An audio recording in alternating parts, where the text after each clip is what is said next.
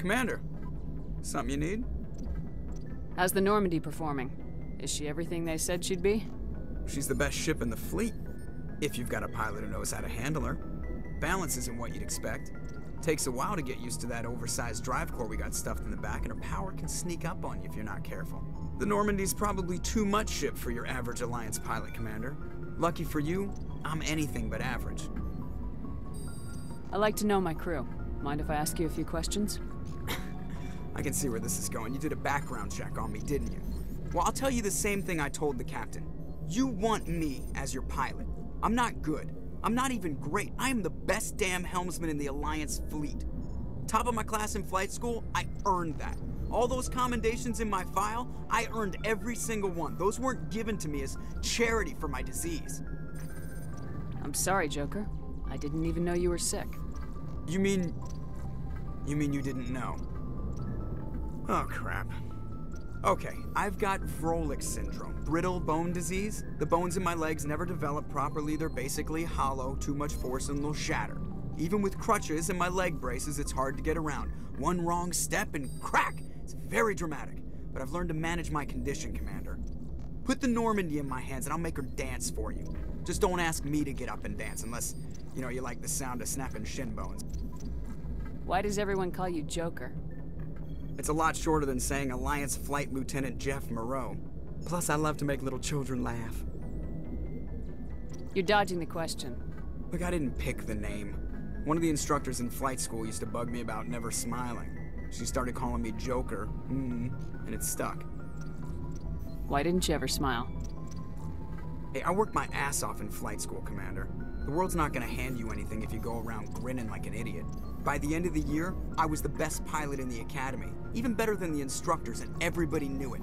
They'd all got their asses kicked by the sickly kid with the creaky little legs. One guess who was smiling at graduation?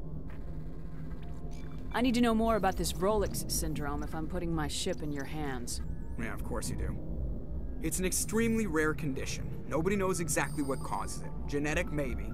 It's treatable, but there's no cure. They classify my case as moderate to severe. I was born with over a dozen fractures, hip, thighs, ankles. My bones were already breaking in the womb. 100 years ago, I wouldn't have survived past my first year. Lucky for me, modern medical science has turned me into a productive member of society. You're not gonna break a bone trying to fly the ship, are you? I don't fly with my feet, Commander, so I'm fine as long as I'm in this chair. I gotta be real careful when I get up to take a piss, though. I can do my job as well as anyone on the ship. Better, actually. So don't worry about it. I have to go. All right, see you.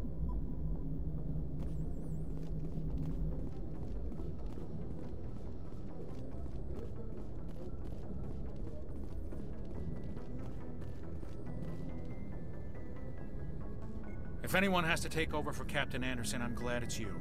I'm not sure about having non-humans on our ship, though.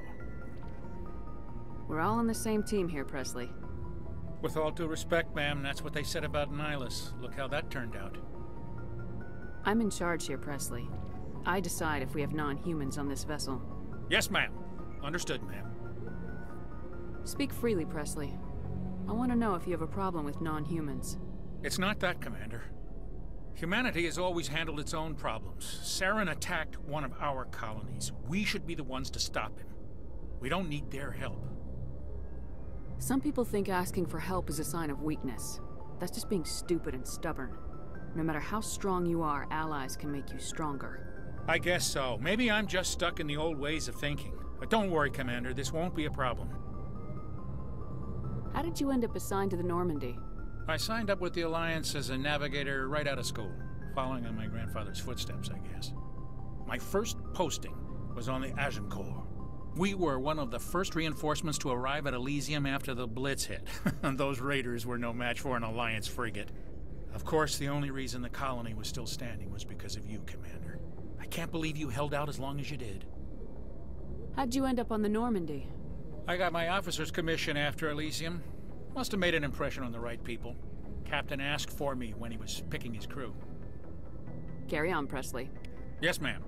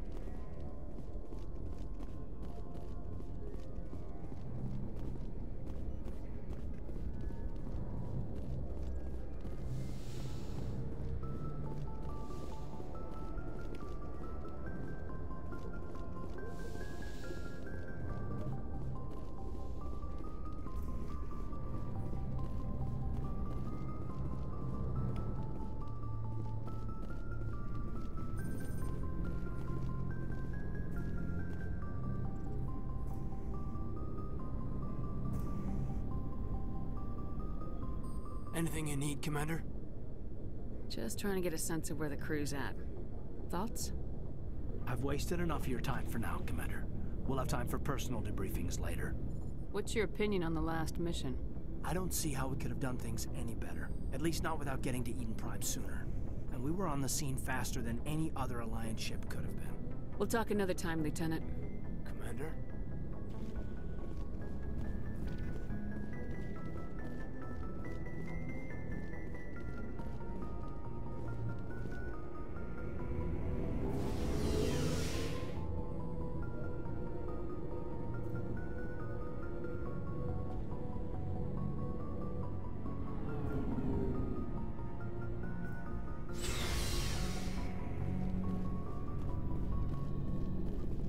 Hey, Commander. Looking for some extra supplies before you head out?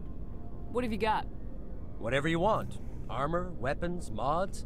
It's not standard Alliance issue, but that's not necessarily a bad thing.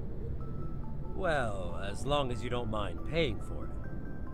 Why should I pay you for my weapons and armor? My stuff doesn't come from the Alliance. I have to purchase it myself, and it's not cheap. Hell, the licenses alone have set me back more than I'd like. But no licenses, no goods. Without the goods, I'm out of a job. What are licenses?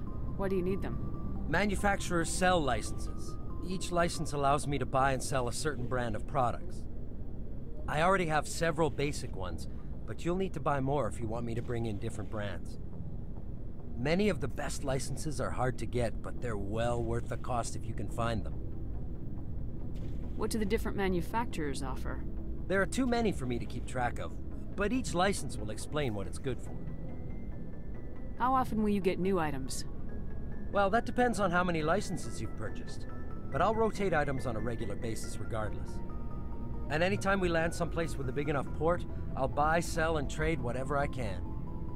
Check back often. I need to move items quickly, so only the most basic items will be stocked consistently. Let's see what you've got. You bet, Commander.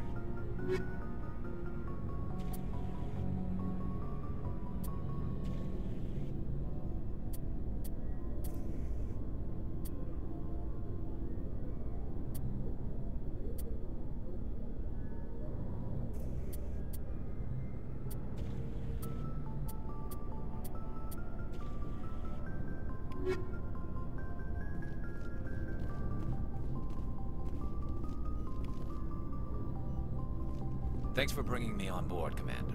I knew working with the Spectre would be better than life at CSEC. Have you worked with the Spectre before? Well, no, but I know what they're like. Spectres make their own rules. You're free to handle things your way. At CSEC, you're buried by rules. The damn bureaucrats are always on your back. For the most part, the rules are there for a reason. Maybe. But sometimes it feels like the rules are only there to stop me from doing my work. If I'm trying to take down a suspect, it shouldn't matter how I do it, as long as I do it. But CSEC wants it done their way. Protocol and procedure come first. That's why I left. So you just quit because you didn't like the way they do things? There's more to it than that. It didn't start out bad, but as I rose in ranks, I got saddled with more and more red tape. CSEC's handling of Saren was typical. I just couldn't take it anymore. I hate leaving. I hope you made the right choice. I'd hate for you to regret it later. Well, that's sort of why I teamed up with you. It's a chance for me to get off the Citadel, see how things are done outside CSEC. Either way, I plan to make the most of this. And without CSEC headquarters looking over my shoulder, well, maybe I can get the job done my way for a change.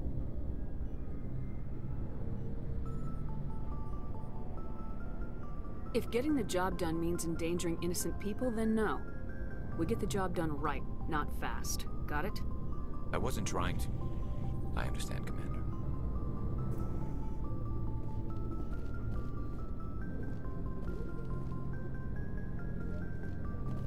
Commander? Do you have a few minutes to talk? One-on-one? I'm sorry, Commander. I need to get my duties squared away. I wouldn't mind talking more later, though. What's your opinion of the last mission? Kinda wish you'd got there sooner, Commander.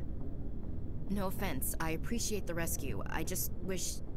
You wish we'd been able to save the rest of your unit. Yes, ma'am. If I had been more alert, we wouldn't have been cut down by an ambush. The Geth are perfect ambushers. They don't move, they don't make noise, they don't even breathe. They have flashlight heads, ma'am. I'll make sure it doesn't happen again. Dismissed, Chief. Ma'am.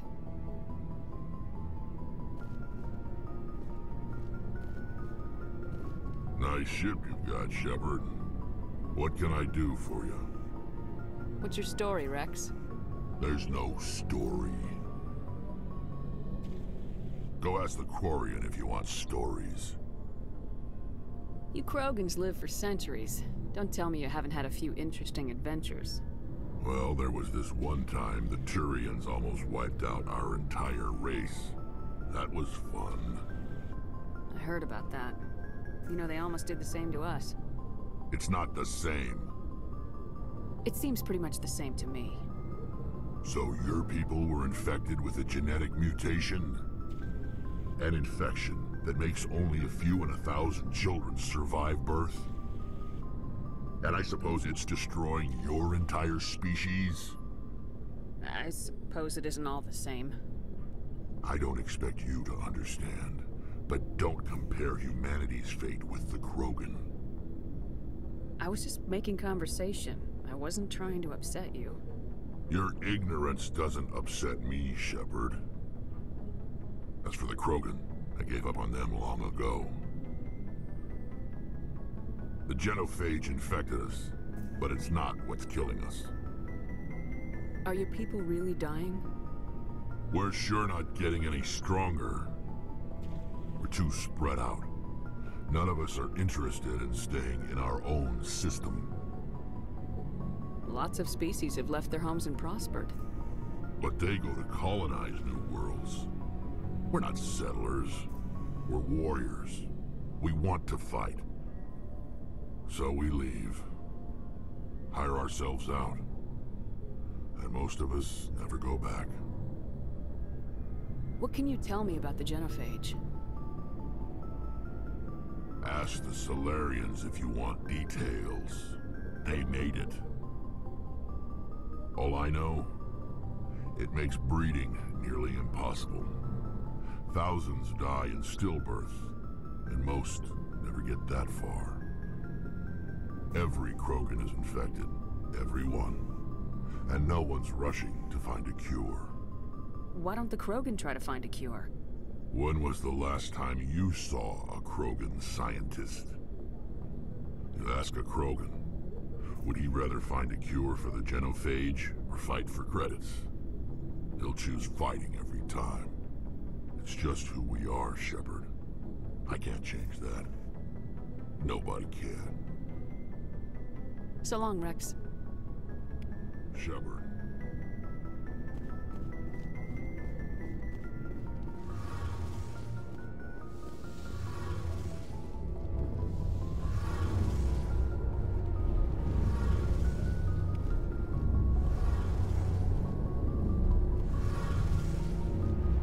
Your ship's amazing, Shepard. I've never seen a drive core like this before. I can't believe you were able to fit it into a ship this small. I'm starting to understand why you humans have been so successful. I had no idea Alliance vessels were so advanced. The Normandy's a prototype, cutting-edge technology. A month ago, I was patching a makeshift fuel line into a converted tug ship in the flotilla. Now, I'm sitting on board one of the most advanced vessels in Citadel space. I have to thank you again for bringing me along. Traveling on a vessel like this is a dream come true for me. I had no idea you found ship technology so interesting. It comes with being a Quarian. The migrant fleet is the key to the survival of my people. Ships are our most valuable resource. But we don't have anything like this. We make do with cast-offs and second-hand equipment. We just try to keep them running for as long as we can. Some of the fleet's larger vessels date all the way back to our original flight from the Geth. I can't believe your fleet's still using ships that are 3 centuries old. They're constantly being repaired, modified, and refitted. They aren't pretty, but they work. Mostly. We've tried to make ourselves as independent as possible on the flotilla. Grow our own food, mine and process our own fuel. But some things we just can't make on our own. A patch to maintain the hull integrity requires raw materials we just don't have. That's why our pilgrimages are so important. Tell me about your people. Our lives aren't easy. Resources are scarce, and we are constantly on the move. Everything we do must in some way contribute to the continuation of the migrant fleet. There are 17 million Quarians in the flotilla, and each of us relies on the others for survival. The bonds among my people are strong. Unfortunately, we have had to surrender many of the freedoms and civil liberties other species take for granted. What kind of freedoms? Well, it's illegal for parents to have more than one child. If our population grows too much, it would strain our resources to their breaking point. Of course, we also can't allow our numbers to become too few. If our population is in decline, the rule against single births is temporarily repealed. In extreme cases of population decline, incentives are even offered to encourage multiple births, though the Conclave hasn't had to take such measures in nearly a century. That's your government. The Conclave is our civilian branch of government. Each ship can elect a representative to serve on the Conclave and make decisions that affect the fleet as a whole. On matters that affect an individual ship, however, the captain has the final say. It's a tradition that dates back to the early days, when the fleet was governed by martial law. Fortunately, most captains nowadays are smart enough to have an elected council from their crew to give them advice and guidance. So the ultimate power rests with elected officials? In practice, the Conclave and the respective council for each ship tend to set the rules that govern our daily lives. But in theory, we are still under military jurisdiction. The 5 top-ranking military officials in the fleet serve on the Admiralty Board. These 5 have the power to overrule any decision by the Conclave in case of emergency. To do so requires unanimous agreement among the Admiralty, and they can only do this once. After that, the entire board must resign their posts. It's a safeguard that served us well. In nearly 3 centuries, the Admiralty Board has only overruled the Conclave 4 times. I want to know more about the Geth. I doubt I can tell you anything you don't already know. It's been almost 3 centuries since they drove my people into exile. All I know is the story of their origins. What they were when we created them, and how they turned on us. Interesting. The Geth were originally created to serve as an automated manual labor force. Initially, their intelligence was as limited as any VI. Over time, we made small modifications to their programming to allow them to perform more varied and complex tasks, bringing them closer and closer to true AI status. How come the Council didn't step in and stop you? This wasn't true AI research. We may have been skirting the bounds of the law, but we never did anything that was actually illegal. The changes were so insignificant, so gradual, that we were able to control them. Or so we thought. But one thing we underestimated was the power of the neural network.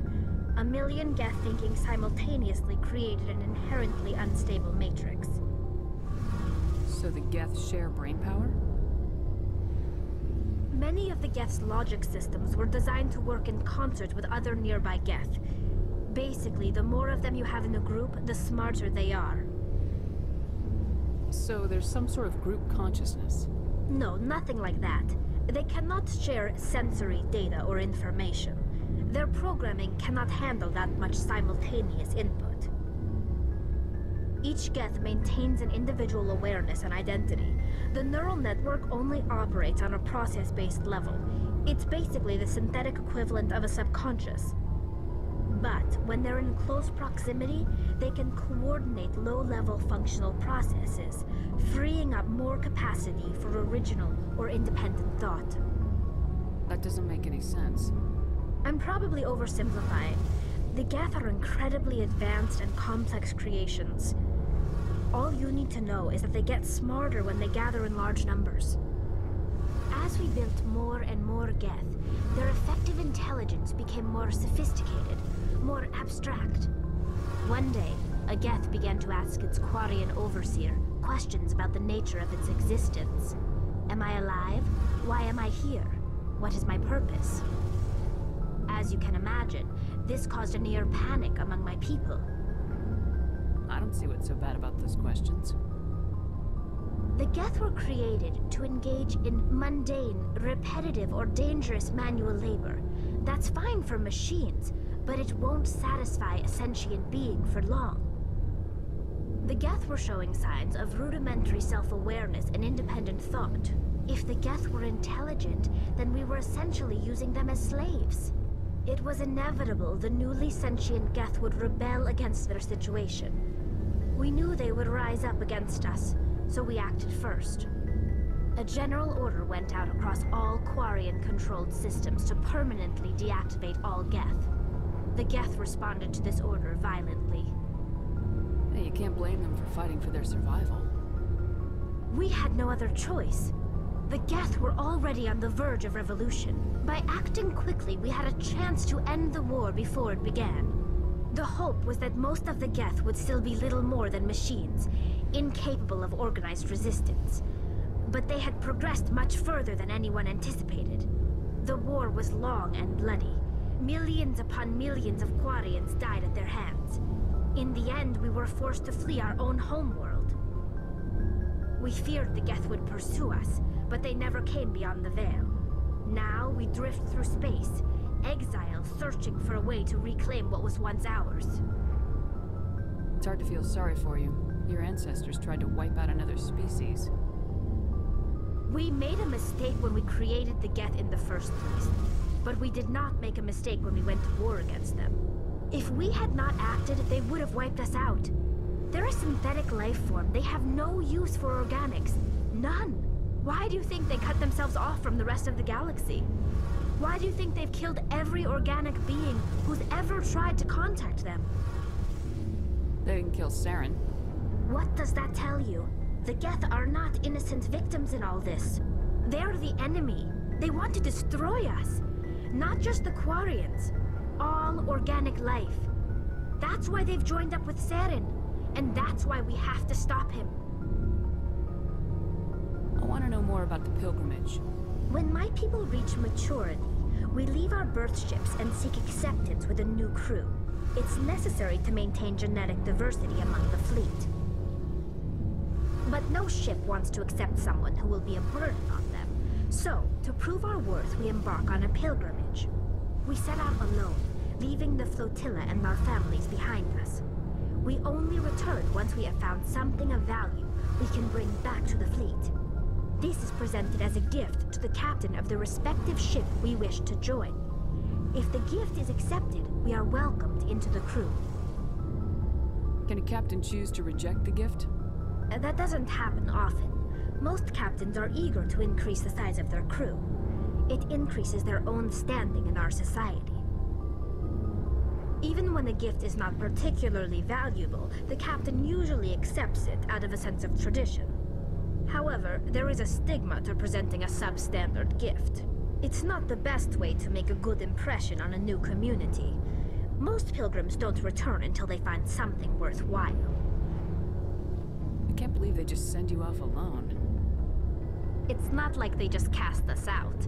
Before we leave, we are given lessons in how to survive outside the flotilla, and given gifts to help us on our journey. We also receive implants to fight off sickness and disease. Generations of living in an isolated and highly controlled environment have left our immune systems weaker than most. By the time we leave the fleet, we are well equipped for the pilgrimage. This is a rite of passage for all Quarians. If it were dangerous, our numbers would suffer. Virtually every pilgrimage ends with a triumphant return and the ritual presentation of the gift to one of the fleet's captains. I want to talk about something else. Like what? I should go. See you later. Hey, Commander, you know that Quarian, Tally? She's been spending all her time down here asking me about our engines. I'll tell her to leave you alone. What? No, she's amazing. I wish my guys were half as smart as she is. Give her a month on board and she'll know more about our engines than I do. She's got a real knack for technology, that one. I can see why you wanted her to come along. I figured she'd be a real asset to the team. You got an eye for talent, Commander, but I'm guessing that's not why you came down here. Fill me in on the IES stealth system. How does it work exactly?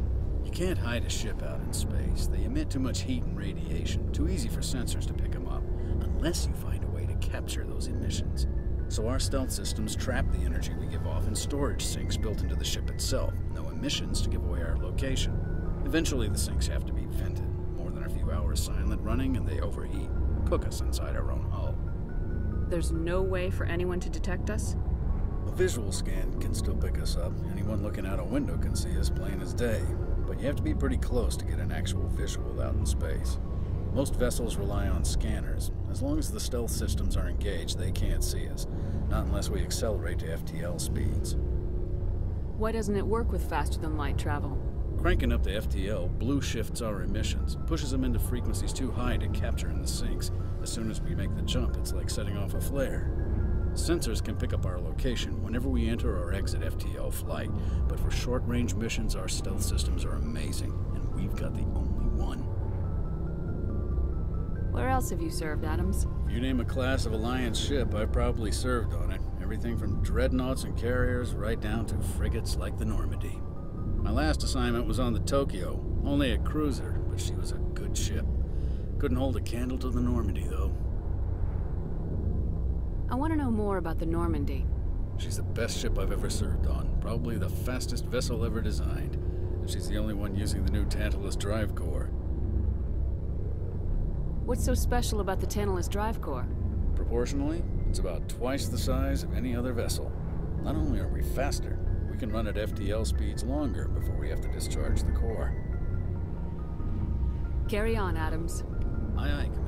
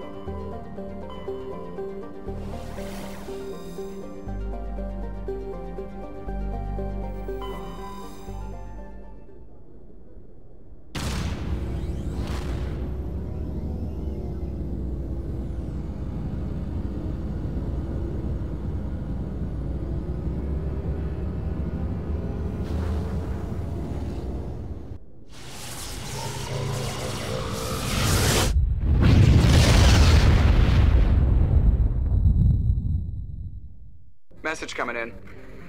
Patching it through. Normandy, this is Alliance Command. We're detecting your presence in the Attican Beta Cluster. One of our surveillance drones was gathering intel on Geth activities in the region when it was spotted and shot down. You need to go groundside and recover the drone's data module before the Geth find it.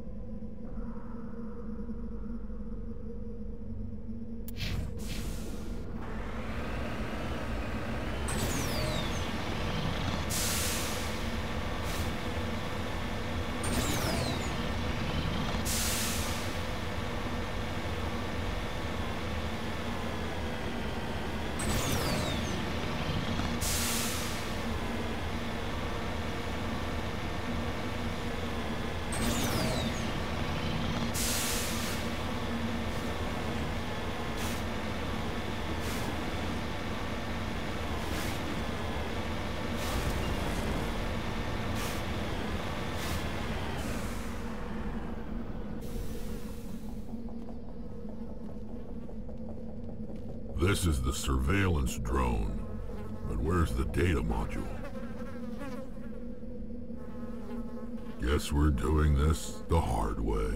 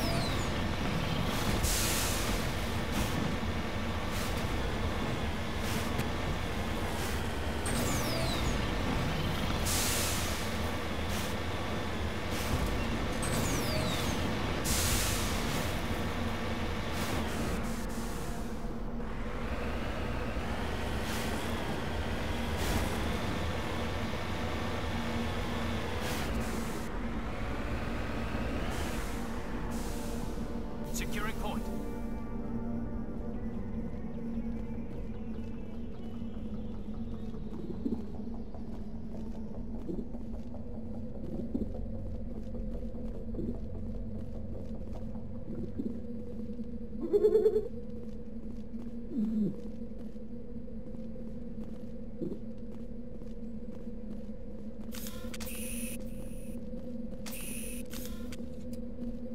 I think we got him, Commander.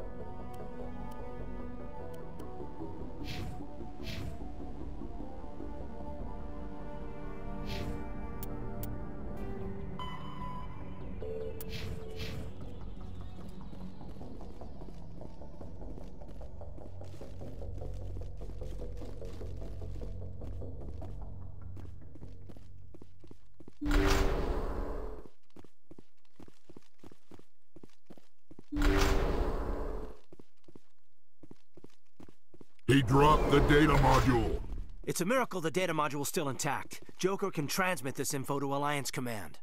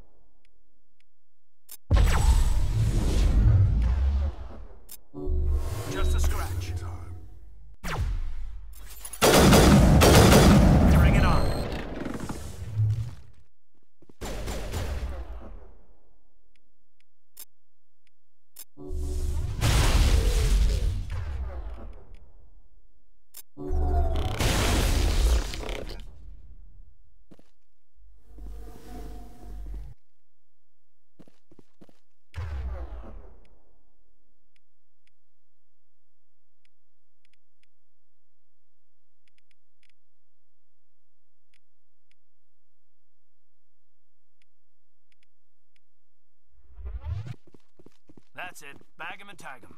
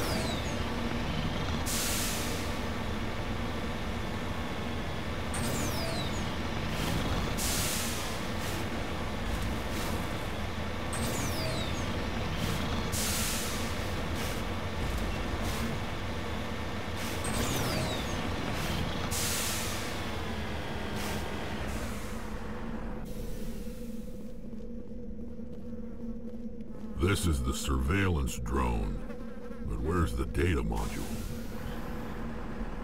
Guess we're doing this the hard way.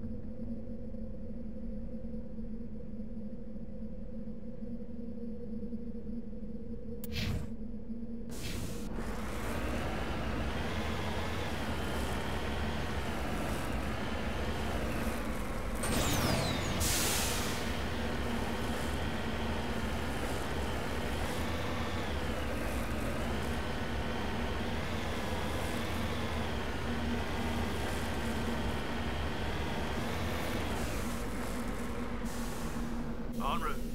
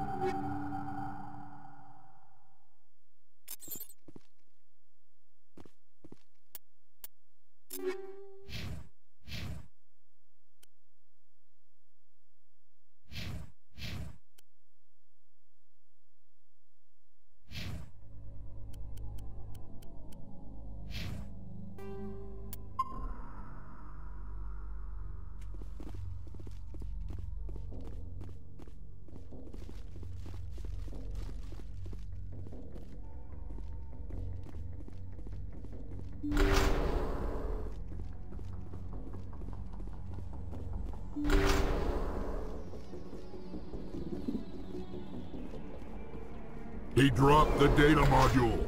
It's a miracle the data module's still intact. Joker can transmit this info to Alliance Command.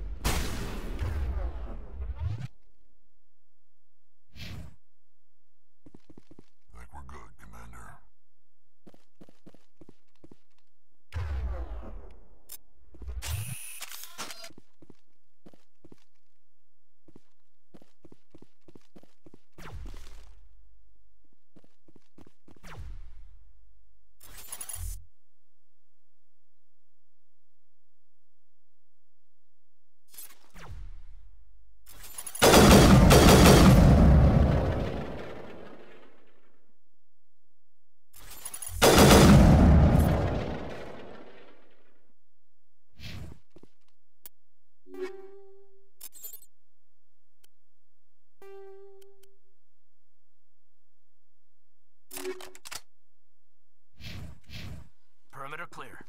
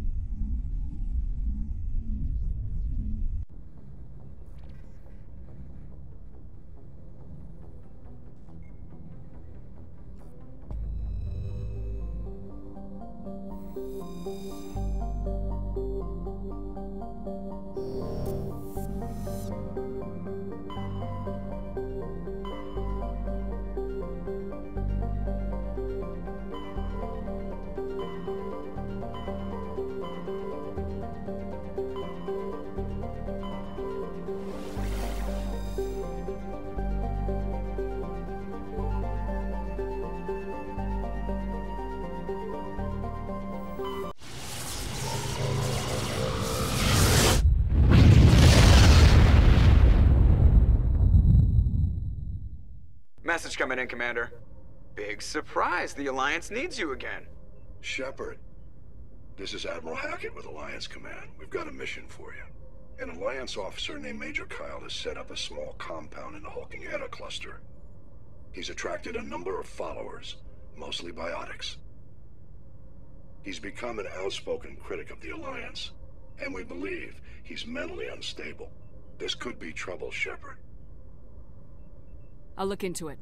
3 days ago, we sent 2 Alliance representatives to meet with him at his compound. They've disappeared. We believe Kyle and his followers killed them. That compound is a cult, Shepard. They call him Father Kyle now. He set himself up as some kind of religious leader. You said his followers were biotics? Yes. Major Kyle never showed any biotic tendencies himself, though. I think he's just latched onto a group he identifies with. Many biotics feel marginalized or ostracized by society. Kyle probably sees them as victims who need his protection, and they see him as someone who will fight for them. Unfortunately, he's convinced them that the Alliance is somehow responsible for all their problems. We can't let him go on like this. What were those Alliance representatives going to talk to Major Kyle about? They wanted to bring him back to an Alliance facility for treatment. Major Kyle served us faithfully for many years. We weren't going to abandon him. Given his state of mind, however, he probably saw them as a threat. We're almost certain he had his followers kill them. What else can you tell me about Major Kyle? He used to be a model soldier, but something happened to him at Torfin. Too many Alliance soldiers died under his command. Couldn't cope with the guilt. His psych evaluations showed he couldn't handle the stress of command anymore.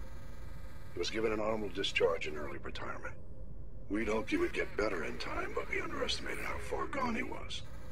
Now it looks like it's too late. I might be able to end this without violence. That may not be possible, Commander. We don't want a bloodbath, but Kyle is dangerous. I'll trust you to use your judgment. Hackett out.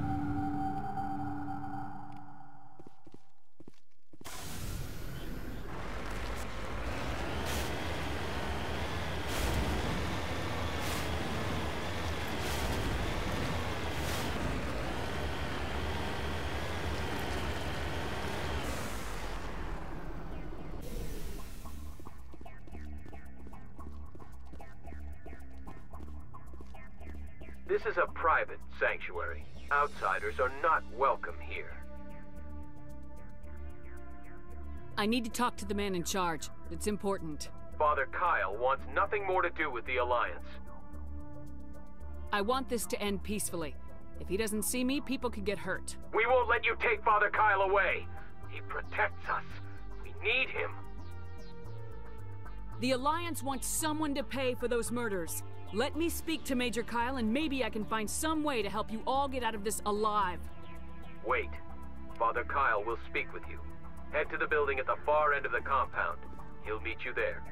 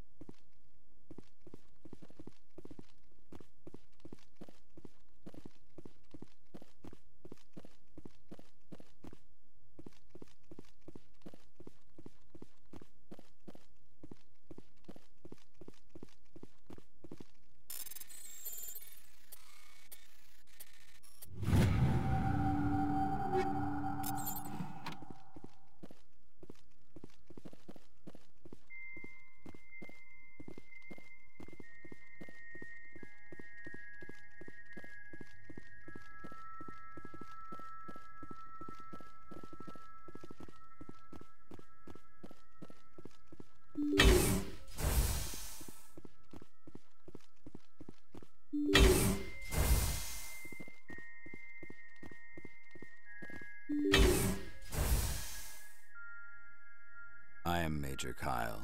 I know why you've come. We have no quarrel with you. Why can't you just leave us alone? What happened to those other Alliance officers? The ones who came before me? They wanted to take me away from here.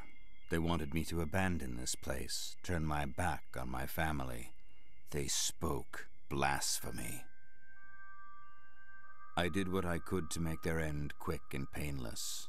I had no other choice. It was necessary to protect my children. Only I can keep them safe. The Alliance sent me to bring you in, Major. Can't you see this has gotten out of hand? Don't you understand you are endangering your followers? I respect that you have come under a banner of peace, but I cannot do as you ask. If you take away their father, my children will be helpless. You ordered your followers to kill those Alliance investigators. You must face the consequences of your actions. Do you really want your children to suffer for your sins too? No. This was my fault. My children are innocent. Pure. Please. I never meant for this to happen. I'm sorry. You're doing the right thing, Major. Your children will be better off for it. Come on. Wait. If my children see you taking me away, they won't understand. They will attack and you will be forced to kill them all. You have shown me the error of my ways, Commander. Now you must give me time to explain it to them. It is the only way they will understand. Please, give me 1 hour. After that, I will meet the Alliance authorities at the gates of my compound and surrender without violence. I give you my word. I'm gonna trust you. If you betray that trust, you and all your children will suffer. I will not betray you, Commander. Thank you for this. Joker can have the 5th Fleet pick Major Kyle up. I just hope you know what you're doing, Commander.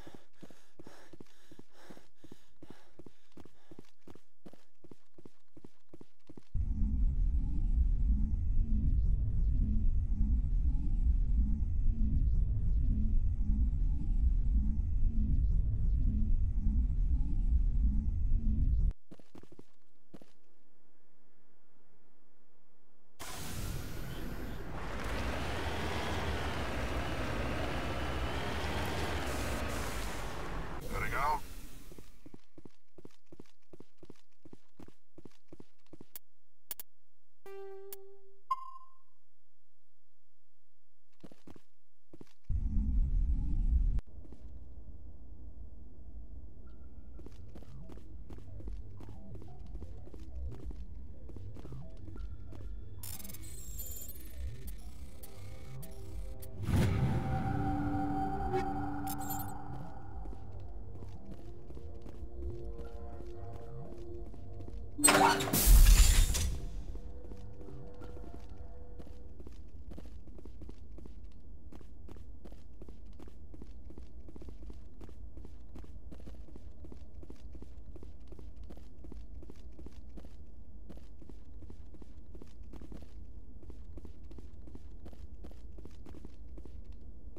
What?